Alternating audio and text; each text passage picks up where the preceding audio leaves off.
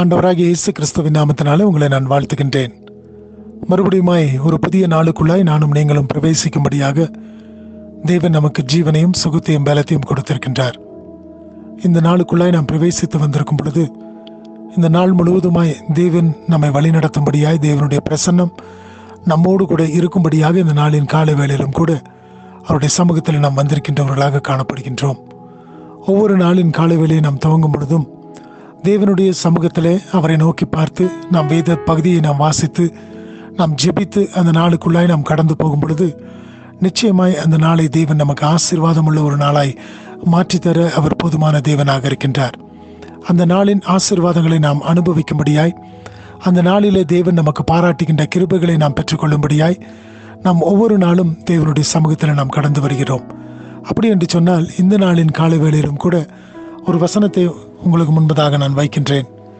எரேமியா 29வது அதிகாரம் 13வது வசனம். Jeremiah chapter 29 verse 13. உங்கள் முழு இருதயத்தோடும் என்னை தேடினீர்களானால் என்னை தேடுகையில் கண்டுபிடிப்பீர்கள். இந்த இடத்துல நாம் பார்க்கின்றோம், தேவன் சொல்லுகின்றார், உங்களுடைய முழு இருதயத்தோடும் என்னை தேடினீர்களானால்.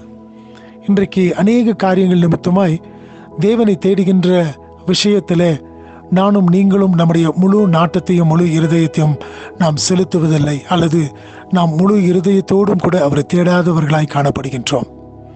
ஆகினால் தானே நம்முடைய காரியங்கள் அநேகம் நமக்கு வாய்க்க கூடாதபடிக்கு செல்லுகின்ற காரியங்களாய் இருக்கின்றது.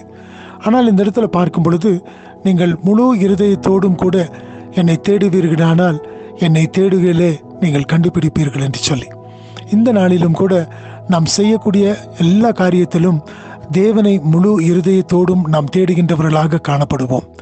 நாம் தேவனை முழு இருதயத்தோடும் கூட நாம் தேடும் பொழுது அவரை நாம் கண்டடையத்தக்கவர்களாக காணப்படுகின்றோம்.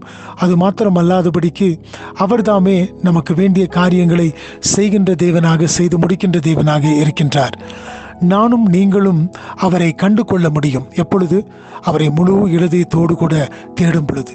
இன்றைக்கும் கூட ஒரு புதிய நாளுக்குள்ளாய் நானும் நீங்களும் பிரவேசித்திருக்கும் பொழுது அவரை முழு இருதயத்தோடும் கூட நாம் தேடுகின்றவர்களாய் காணப்படுவோமா? எல்லா காரியத்தையும், இந்த உலகத்தின் காரியங்களை எல்லாவற்றையும் நாம் எடுத்து போட்டவர்களாக ஆண்டவரை மாத்திரமே நாம் நோக்கி பார்த்தவர்களாய், அவரை முழு இருதயத்தோடும் கூட நாம் தேடினவர்களாய் காணப்படும் பொழுது அவரை நாம் கண்டடைகின்றவர்களாக காணப்படுகின்றோம்.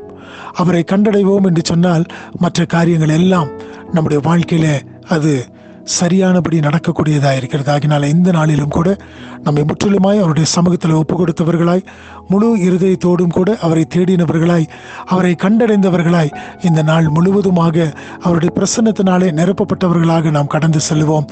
தேவன் தாமே இந்த நாளை நமக்கு ஆசீர்வதித்து கொடுப்பாராக. ஆமென்.